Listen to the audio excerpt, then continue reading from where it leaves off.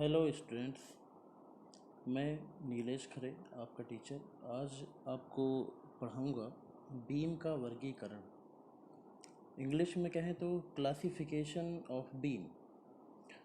जैसा कि आप सामने लिखिए देख रहे हैं कि फर्स्ट ऑफ ऑल हम बीम को दो पार्ट में अलग अलग डिवाइड करते हैं। इससे पहले मैं आपको एक छोटी सी भूमिका बता दूं कि किसी भी टर्म का, किसी भी चीज़ का क्लासिफिकेशन किसी न किसी बेस पे किया जाता है।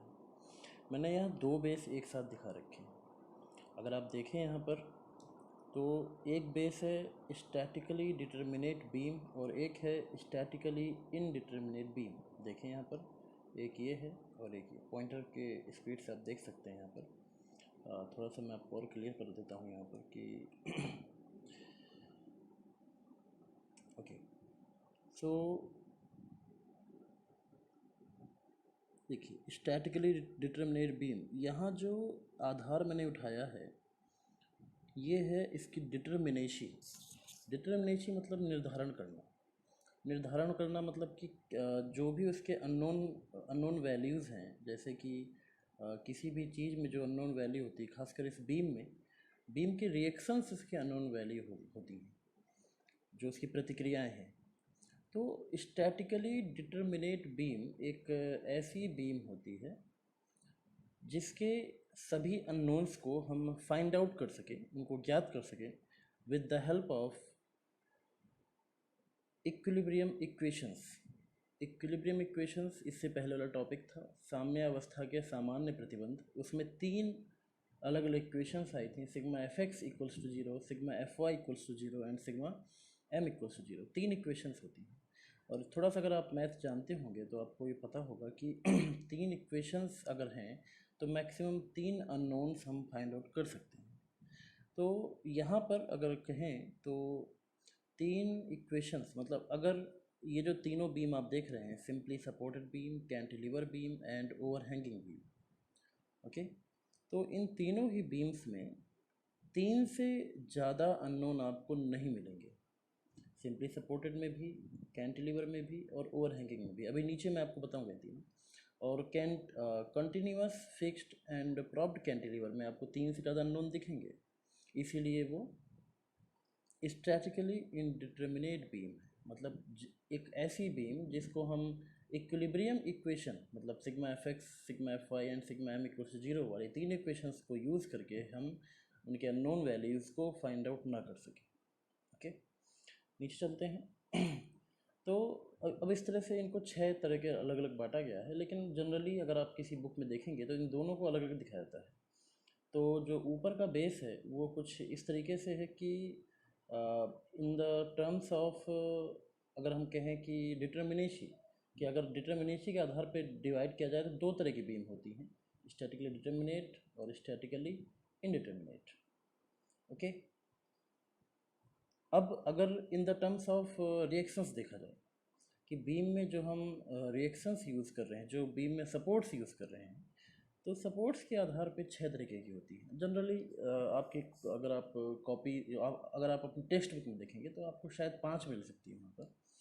ये जो छठवीं है सबसे लास्ट में, प्रॉप्ड कैंटिलीवर, इसको बहुत सारे लोग नहीं इंक्लूड करते। क्यों नहीं इंक्लूड करते इसके बारे में बाद में चर्चा करेंगे। सो ये जो छः तरीके की बीम है ये ऑन द बेसिस ऑफ, अभी मैंने क्या बोला आपको कि ऑन द बेसिस ऑफ है reactions, on the basis of supports. Okay.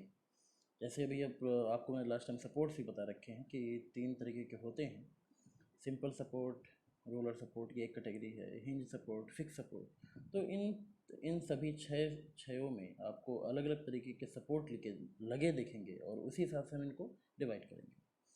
तो आगे बढ़ते हैं कि इनको छयों का क्या डेफिनेशन है, कैसे इनको हम डिफाइन करेंगे। तो सबसे पहले आता है बारी सिंपली सपोर्टेड बीम का, सरल आलंबित धरण। नाम से समझिएगा सबसे पहले सिंपली सपोर्टेड। आपको मैंने आपको मैंने बता रखा है कि टाइप्स ऑफ सपोर्ट में सबसे पहले होता है सिंपल सपोर्ट और रोलर सपोर्ट, एक ऐसा सपोर्ट जो सिर्फ वर्टिकल रिएक्शन देता है। लेकिन यहाँ सिर्फ आप ये मत सोचिएगा कि सिर्फ वर्टिकल रिएक्शन देने वाला ही सिंपल, मतलब सिंपल ये जो आपका बीम है इसमें सिर्फ वर्टिकल रिएक्शन ही आपको दिखेगी, ऐसा कुछ नहीं है। अगर आप देखें तो यहाँ पर मैंने एक तिरछी रिएक्शन लगी दिखा रखी है आपको, ठीक है। क्यों? क्योंकि अगर इसकी डेफिनेशन में देखें कि यदि किसी बीम को उसके दोनों सिरों से सरल टेक, रोलर टेक, कब्जेदार टेक अथवा छुरधार टेक, मतलब अगर इनको पिन सपोर्ट, ठीक है, या फिर रोलर सपोर्ट या सिंपल सपोर्ट पे टिकाया जाए। क्योंकि अगर आप देखें तो इन सभी सपोर्ट्स में मतलब 3 तरह के सपोर्ट्स होते हैं। जो ऊपर के 2 सपोर्ट्स हैं, सिंपल सपोर्ट या रोलर सपोर्ट और हिंज सपोर्ट, इन दोनों के थ्रू हम टिका सकते हैं। मतलब ये दोनों एक ऐसे सपोर्ट्स होते हैं जो जो नाइफ एज्ड होते हैं, मतलब छुरधार, बहुत पतली धार होती है इनकी। ओके, सो सिंपली सपोर्ट की डेफिनेशन यही है कि अगर if any beam is supported at its both and, मतलब दोनों ही सिरों पर, एक ये सिरा, दोनों ही सिरों पर जब इसको टिकाया जाता है with the help of 2 simple supports और रोलर सपोर्ट और हिंज सपोर्ट्स, तो उसे हम कहते हैं सरल आलंबित धरण। ओके, बहुत कम यूज़ होती है बेसिकली। अगर स्ट्रक्चर्स की बात करें तो सिविल स्ट्रक्चर्स में इसका यूज़ कम है, लेकिन अगर हम मैकेनिकल स्ट्रक्चर्स में देखें तो जनरली आपको ऐसे बीम्स दिख जाएंगे जहां आपको दोनों ही और हिंज सपोर्ट मिलेगा। जैसे अभी फिगर मैंने दिखाया है कि हिंज सपोर्ट इधर है केवल, जिसमें आपको तिरछी रिएक्शन लगी दिख रही है, क्योंकि हिंज सपोर्ट एक ऐसी होती है जहाँ तिरछी रिएक्शन लगी होती है। लेकिन मैकेनिकली अगर हम देखें तो जनरली जहाँ बीम लगाई जाती हैं दोनों ओर हिंज किया जाता है, क्योंकि मैकेनिकल अरेंजमेंट में नकल्स के थ्रू दोनों ओर हिंज कर सकते हैं। So simple supported beam is over. और ये एक स्थैतिकी निर्धारित धरण होती है। कैसे होती है देखिएगा, अगर हम इस बीम में एक वर्टिकल लोड लगाएं, एक तिरछा लोड लगा कर दिखाएं, क्योंकि दोनों पॉइंट लोड हैं और दोनों तरीके से लग सकते हैं। वर्टिकल लोड क्या करना चाहेगा कि इस बीम को नीचे लेके जाना चाहेगा, और ये जो तिरछा लोड था आपका incline load, this one W2, ये कोशिश करेगा तिरछा धक्का देने की। मतलब इसके 2 कंपोनेंट्स होंगे, एक कंपोनेंट होगा वर्टिकल और एक कंपोनेंट होगा हॉरिजॉन्टल। ओके, तो वर्टिकल कंपोनेंट इसको ट्राई करेगा नीचे लेके जाने के लिए और हॉरिजॉन्टल कंपोनेंट ट्राई करेगा इधर लेके जाने के लिए, ठीक है। अब अगर मान लीजिए हिंज सपोर्ट इधर ना होती तो ये बीम को इस तरफ लेके चला जाता, क्योंकि रोलर सपोर्ट क्या करता है, वो सिर्फ वर्टिकली डाउनवर्ड मोशन रोकेगा, मतलब ऊपर की ओर रिएक्शन दे सकता है, नीचे नहीं जाने देगा बॉडी। लेकिन इधर तो जा सकती है, इधर जा सकती है, मतलब कि along the plane of the support ये मोशन कर सकते हैं। इसलिए हिंज सपोर्ट यहाँ जरूरी है। हिंज सपोर्ट क्या करेगा, बिकॉज ये तिरछा लोड है तो एक तिरछा रिएक्शन लगा करके इस बॉडी को रोक लेगा। ओके, सो इसको मैं भी मिटा देता हूँ, काफ़ी ज़्यादा इसमें गड़बड़ होगी। ओके, सो क्लियर कि एक बॉडी, एक बीम जिसको दोनों एंड्स पे सपोर्ट किया जाए with the help of knife edged supports. वो knife edge support roller support भी हो सकते हैं और हिंज सपोर्ट भी हो सकते हैं, ठीक है। अब इसमें देखिए आप, एक अननोन ये रहा R1, एक अननोन ये रहा R2। अब चूंकि R1 किसी न किसी एंगल पे लगा हुआ है, मान लो इधर थीटा होगा तो तीसरा अननोन हो गया, 3 अज्ञात राशियाँ। अब यहाँ पर मैंने क्या किया है, इसको R1 को थीटा एंगल पे तोड़ दिया है, RH और RV। तो RH को हम R1 cos थीटा कह सकते हैं और RV को साइन थीटा, क्योंकि ये रेक्टेंगुलर कंपोनेंट्स हैं, ठीक है। तो 3 अननोन है और तीन हमारे पास समीकरण होते हैं, तो हम उनके थ्रू इनको ज्ञात कर सकते हैं। इसीलिए ये स्थैतिकी निर्धारित धरण होती है। डन। सो आगे चलते हैं, बाकी ज़्यादा इसमें टाइम नहीं लगाएंगे, अदरवाइज़ ये बहुत लंबा हो जाएगा वीडियो। नेक्स्ट इज़ बाहुक धरण। कैंटिलीवर के नाम से जानते हैं इसको, ज़्यादा इसमें बाहुक बोलने की कोशिश मत कीजिएगा। इसको बस मैंने इसलिए बता दिया ताकि आपको पता रहे कि हाँ बाहुक भी इसका नाम होता है, कल को एग्ज़ाम में अगर आ जाए, क्योंकि जनरली आप हिंदी पेपर पढ़ने के आदी होते हैं। सो इसको इस नाम से यूज़ कीजिए, कैंटिलीवर धरण, लटकी हुई धरण, एक साइड से लटकी होती है, बस यही इसकी डेफिनेशन है कि a cantilever is a beam whose one end is fixed, एक एंड फिक्स होता है and other end is free. देखिए फिगर में, एक एंड फिक्स सपोर्ट और दूसरा फ्री। हिंदी में कहें तो एक ऐसी बीम जिसका एक सिरा बद्ध होता है तथा दूसरा सिरा स्वतंत्र होता है, फ्री होता है। देखिए नीचे मैंने यहाँ पर आपको करके दिखा रखा है, यदि किसी बीम को एक सिरे से बद्ध करके यदि किसी बीम को एक सिरे से बद्ध करके दूसरे सिरे को स्वतंत्र छोड़ दिया जाए तो इस प्रकार के धरण को कैंटिलीवर धरण कहते हैं, और यह भी एक स्थैतिकी निर्धारित धरण है। कैसे है देखते हैं। देखिए एक सिरे को हमने बद्ध कर दिया। बद्ध कैसे करते हैं मैंने आपको पहले भी बता रखा है। किसी दीवार वगैरह में गाड़ दीजिए इसको, दीवार में, स्तंभ में या पोस्ट में इसको इनग्रैब कर दीजिए अंदर की ओर, तो ये एकदम बंध जाएगी चारों तरफ से। फिर क्या करेगी, ना ये घूम सकती है, ओके, ना ये आगे जा सकती है, ठीक है, और ना ही नीचे जा सकती, कोई भी मोशन नहीं करेगी, ठीक है। फिर क्या होगा, मतलब मोशन नहीं करेगी। हाँ, फिर बीम लचीली है तो बीम झुकेगी मुड़ेगी, वो एक अलग बात है, लेकिन मोशन नहीं करेगी, ओके। सो इसमें अगर आप देखें कि तो मैंने दो लोड लगा के दिखा रखे हैं, W1 W2। W1 क्या कर रहा है, नीचे की ओर लेके जाना चाह रहा है, वर्टिकल है। W2 के दो पार्ट होंगे, जैसे भी मैंने पीछे बताया था कि एक वर्टिकल एक हॉरिजॉन्टल। तो उसके विरोध में ये जो आपका सपोर्ट है, ये सपोर्ट एक हॉरिजॉन्टल और एक वर्टिकल रिएक्शन लगाएगा। दो अननोन ये हो गए। तीसरा इसका घूर्णी प्रतिक्रिया MR, this is moment reaction, क्योंकि ये एक फिक्स सपोर्ट है और इसी में आपको मोमेंट रिएक्शन मिलती है। क्योंकि ये बॉडी को, ये जो बॉडी है, जो बीम है, इसको इतना टाइट पकड़ता है कि इसको इस पॉइंट के अबाउट घूमने भी नहीं देगा। ये जो W1 और W2 लोड्स हैं, ये घुमाना चाहते हैं बट घूमने नहीं देगा। तो उसके लिए क्या करेगा, एक रिवर्स रिएक्शन लगाएगा, क्योंकि अब रोटेशन मोशन को रोकने के लिए एक रोटेशन ही लगाना पड़ेगा। सो रोटेशन मोशन W1 और W2 चाहते हैं कि ये बॉडी इधर घूम जाए, लेकिन ये सपोर्ट उल्टा लगाएगा एक रिएक्शन और इसको रोकेगा घूमने से, ठीक है। तो कल को जब आप इसको सॉल्व करेंगे तो ध्यान रखना है आपको कि कैसे इसकी डायरेक्शन चूज़ करनी है। देखना है पहले कि फोर्स किस तरफ घुमाना चाह रहे हैं बॉडी को, उसके विपरीत, उसके अपोज में आपको रिएक्शन लगानी है। सो स्टैटिकली डिटर्मिनेट है, क्योंकि MR एक अननोन है, एक RV अननोन है, एक RH अननोन है। R1 के ही दोनों पार्ट हैं, तो या तो आप R1 और थीटा को अननोन मान लीजिए, या फिर RH RV।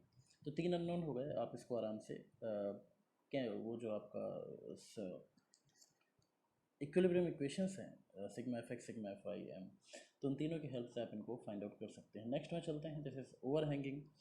सिंपली सपोर्ट के, देखो इसमें और सिंपली सपोर्ट में बस यही अंतर होता है। सिंपली सपोर्ट में दोनों एंड्स पे बीम के, ये जो बीम है आपकी, इसके दोनों एंड्स पे आप जनरली आप लगाते हो सपोर्ट, लेकिन इसमें ऐसा नहीं है। इसमें बीच में कहीं पर भी दो सपोर्ट, दो ही होने चाहिए, दो से ज़्यादा नहीं होना चाहिए, ओके। सो बड़ी सिंपल डेफिनेशन है कि बाहर लटकी धरण, ओवर हैंगिंग धरण, यदि किसी धरण को उसके दोनों सिरों पर सरल आलंबित ना करके बीम के किन्हीं और बिंदुओं पर आलंबित किया जाए। देखो सिरों पे नहीं किया हमने, कहीं और किया है, okay. Overhang beam is one which the support are not situated at the ends. Main definition इसकी है कि supports are not situated at the ends, ends पे सपोर्ट नहीं होनी चाहिए। दैट इज वन और both the ends projected beyond the supports, जो दोनों सिरे हैं ये सपोर्ट्स के बियॉन्ड, मतलब कि सपोर्ट्स के बाहर प्रोजेक्ट किए हों, निकले हुए हों। तो ये भी दो तरीके से होते हैं। बोथ साइड ओवरहैंग, जैसे अभी फिगर में मैंने दिखा रखा है, ये बोथ साइड ओवरहैंग है, क्योंकि दोनों ओर ही लटकी हुई है। अगर एक ओर से लटकी होती, एक सपोर्ट कहीं किसी कोने पर होता, तो ये वन साइड ओवरहैंग कहलाती, एक तरफ से बाहर लटकी धरन या दूसरी तरफ, दोनों तरफ से बाहर लटकी धरन, यही इसके नाम भी होते हैं हिंदी में। बट मैं हिंदी मीडियम वाले लड़कों को भी कह दूँ कि आप सिर्फ इसको हिंदी के नाम से मत जानो। आज मैंने नोट्स में भी देखा बहुत सारे लोगों ने सिर्फ हिंदी लिख रखी थी इसकी, तो गलत बात है ये।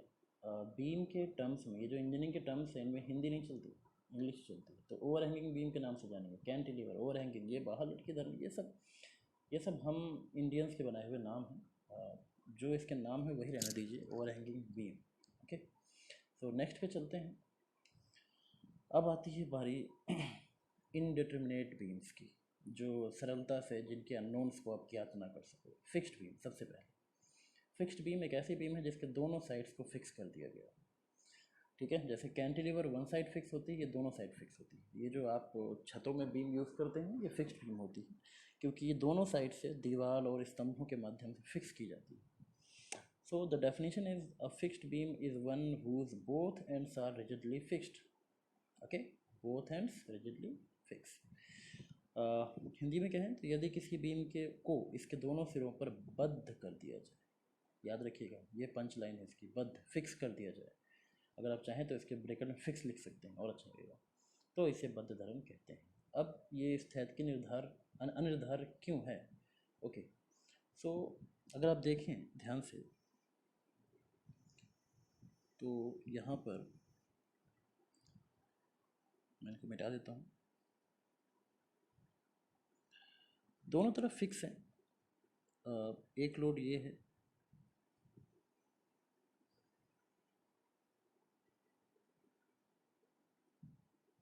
W1, और एक लोड है W2। इन दोनों का इफेक्ट क्या है?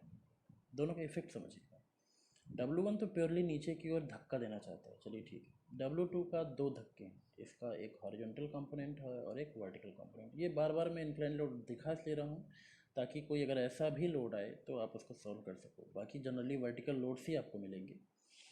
ओके, सो जो जो इफ़ेक्ट है इन दोनों का वो ये है कि इस एंड पर अगर हम ए एंड पे देखें, पहले वाले एंड पे, तो ये तिरछा तिरछा धक्का दे रहा है इस बॉडी को। तो R1 रिएक्शन इसको तिरछे धक्के को रोकेगी, उसके दो कंपोनेंट्स होंगे। और चूंकि ये एक फिक्स सपोर्ट है और इस बॉडी को अगर देखा जाए तो इस पॉइंट के अबाउट, फर्स्ट पॉइंट के अबाउट ये कुछ इधर घूमना चाह रही है, तो रिएक्शन कैसे लगेगी? उल्टा। ओके, तो एमोंग डायरेक्शन आप समझ गए। बिकॉज W1 और W2 के कारण ये बॉडी इस पॉइंट के अबाउट क्लॉकवाइज घूमना चाहती है, तो जो इसका मोमेंट रिएक्शन है वो उल्टा एंटी क्लॉकवाइज लगेगा। ओके, सो 1 रिएक्शन, 2 रिएक्शंस, 3 तो आपको इसी पे मिल गई, और ऐसे ही 3 यहाँ पर। 6 रिएक्शन है, मतलब 6 अज्ञात राशियाँ हैं और आपके पास सिर्फ 3 equations, sigma F x, sigma F y, sigma M. आप इसको नहीं पता कर सकते, नहीं ज्ञात कर सकते, निर्धारण नहीं कर सकते। इसीलिए इसका नाम है, क्या बताया नाम अभी? स्थैतिकी अनिर्धार्य धरण। इसको हम स्टैटिकली डिटर्मिनेट नहीं कर सकते। सो नेक्स्ट पे चलते हैं, कंटिन्यूस बीम, सेकेंड लास्ट। जैसा कि आप फिगर में देख रहे हो, a continuous beam is one which has more than 2 supports. यदि किसी बीम को दो से अधिक सरल आलंबों पर टिकाया जाए तो इसे सतत धरण कहते हैं। सिंपली, अब इसमें ज़्यादा कुछ देखने और समझने के लिए नहीं है। सो देखिए फिगर एक बार ध्यान से, ये पूरी बीम है और इस बीम को 1, 2, 3, मतलब जैसे ही 2 से ज़्यादा हुए कॉन्टीन्यूस हो गए। 4 सपोर्ट्स यहाँ दिखा रखे हैं, तो 2 से ज़्यादा सपोर्ट जब आपको कहीं दिखें तो वो आपके लिए होगी कॉन्टीन्यूस बीम। ये भी स्टैटिकली इंडिटरमिनेट बीम है, क्योंकि जनरली किसी भी बीम में ऐसा नहीं है कि हर तरफ सिंपल सपोर्ट ही होंगे, हो सकता है ये हिंज सपोर्ट हो। तो यहाँ आपको 2 रिएक्शंस मिलेंगी, RH और RV। 2 यहाँ हो गई, तीसरी, चौथी। अगर 3 रिएक्शंस, 3 सपोर्ट्स भी हैं तो 4 अननोन होंगे, अज्ञात। ओके, इनडिटर्मिनेट आप इसको पता नहीं लगा सकते क्योंकि आपके पास इक्वेशन 3 है और अज्ञात राशियाँ 4 हो चुकी हैं। सो नेक्स्ट पे चलते हैं, प्रॉप्ड कैंटिलीवर। ये वो बीम है जो जनरली आपको हर एक बुक में नहीं मिलती, क्योंकि अच्छा, ऐसा क्यों होता है? क्योंकि इसके यूज़ थोड़े कम है, ज़्यादा यूज़ भी नहीं होती। ये ऐसा कहा जाए कि इसका एक और नाम क्या हो सकता है, प्रॉप्ड कैंटिलीवर। ज़रा इसको समझिएगा। प्रॉप का मतलब होता है सहारा देना। जैसे कि अगर आप झूला झूल रहे हैं तो उस झूले का जो रस्सी है वो आपके लिए प्रॉप है, सहारा, जिसके सहारे से आप झूल रहे हैं। सो प्रॉप मतलब सहारा। एक ऐसी कैंटिलीवर बीम जिसको सहारा दिया गया, प्रॉप्ड बाहुक धरण, ये तो बनाई हुई हिंदी है, आप इसको प्रॉप्ड कैंटिलीवर बीम के नाम से जानें। If any beam is supported by a fixed support, if any beam is supported by a fixed support at one end, जैसा आप यहाँ देख रहे हैं, and a simple support at other end। ये देखिए, यदि किसी धरण को एक सिरे पर बद्ध करके दूसरे अन्य बिंदु पर, अच्छा तो ये समझने वाली बात है, अन्य बिंदु मतलब ऐसा नहीं है कि आप सिर्फ इसको सिरे पे लगाओ। सिरे पे लगाना ज़रूरत नहीं है कि जैसे, एक मिनट थोड़ा सा क्लियर करते हैं, ऐसा नहीं कि ये यहाँ इस सिरे पे आए, ज़रूरी नहीं है। ये कहीं पर भी अंदर ये आ सकता है, हो सकता है यहाँ पर भी हो सकता है, यहाँ पे भी हो सकता है, कहीं पर भी अन्य बिंदु पर। तो एक सिरे को आप फिक्स कीजिए, दूसरे अन्य सिरे पर एक सपोर्ट लगाइए। तो 3 रिएक्शन यहाँ, RV, RH, MR, और चौथी R2 हो गई अननोन, अज्ञात, स्टैटिकली इंडिटरमिनेट हो चुकी है ये। So these are the total 6 beams which comes under the classification of the beams। ये वो 6 बीम्स थी जिनको आप टाइप्स ऑफ बीम में लिखते हो। तो इस पे कोई भी अगर आपकी क्वेरी है तो आप इसको पढ़िए, समझिए, फिगर्स के हेल्प से। कोई क्वेरी है तो आप सेंड कीजिए, क्योंकि थ्योरी लास्ट यही है। इसके बाद आप न्यूमेरिकल पे चलोगे। ओके, तो बेस्ट ऑफ लक। और अगर कोई क्वेरी हो तो आप मुझे व्हाट्सएप या मेल कर सकते हैं। Thank you.